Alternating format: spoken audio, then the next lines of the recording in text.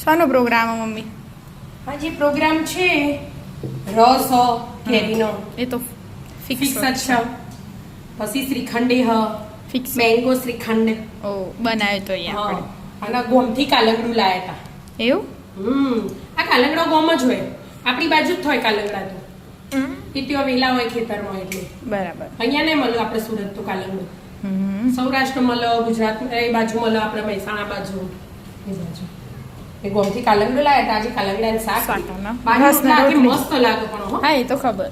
શિયાળામાં બને. હા, પણ અત્યારે ઉનાળામાં બાજુ રોટલો ગરમ પડે એટલે મેં નહીં બનાવ્યું. રોટલી આપી દો. રોટલી ભાખરી બધા હતું ચાલો. એ કાલંગડાનું શાક લસણ સમારી દીધું, મરચું સમારી દીધું. બરાબર. પણ કાલંગડું એક જ હતું ને કે એક જણનું શાક ખાવ છો, બે જણ થોડું થોડું ખાય. ના ના, અમે તો રસના રોટલી ખાશું. હા, એ તો મને ખબર જ છે. જીરું, હિંગ, મીઠું લીમડું. આમ તો વઘારમાં એટલું લસણ અને મરચું નથી દેવાનું. પછી આ શાક સમારી નાખવાનું. ફટ લઈને શાક બની જશે અને લાગે એકદમ મસ્ત રસોવાળું થઈ જવા જોઈએ. પાણી નહીં નાખવાનું તો એ રસાવાળું થાય. એકદમ મસ્ત ટેસ્ટી લાગે. હવે મસાલા કરી દેવાનું. મીઠું, મીઠું, મરચું, હળદર, દાણા. દાણા જીરું. બસ રેગ્યુલર જ નાખવાના. બસ આમને આમ છોડવા દેવાનું તેલમાં. એક 10 મિનિટમાં શાક ચડી જશે. ચડી રહ્યું? ના બેટા, આ તો વાર ના થાય છે. ઘડીક વાર ડોકે ને એટલે 10 મિનિટમાં શાક તૈયાર. મસ્ત મજાનું કાલંગડાનું શાક ખાવા આવી જાઓ મિત્રો. હજી તો ડીશ સજાઈએ ને. હા, હવે હાલ જ આ રોટલી કરું. વિદ્યા આવી જોઈએ મારે.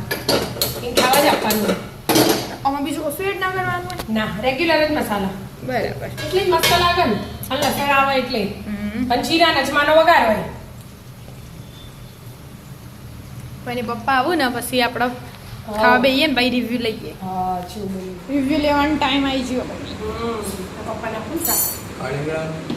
તમારા ફેવરેટ. રાત્રે શાકના ભાખરી બનાવું છું કે બાજરી રોટલા આજે બનાવું. તો તમે ક્યારના કહેતા ગરમીનો બાજરી રોટલો નહીં ખાવો. પછી એમના એમ છે નહીં થાય ને તો જલ્દી ચડાના. એટલે મેં કીધું બનાવી દેવા દે. એક જ. લાગી આવી. હા, પછી તો ના મળે. કોઈ તો છો મજા આપશે. ચાખો પપ્પા. ચાખો હેડો. લે શ્યામભાઈ. એક તારો એક અમનો બેનો મેલી જાય કે સાઈડ પર. તમારો કાઢી દો. મને રસ નહીં ખાવા છે. હું શ્રીખંડ. એક ચમચી આપો શ્યામ. એ પપ્પાને ચાખવા દે.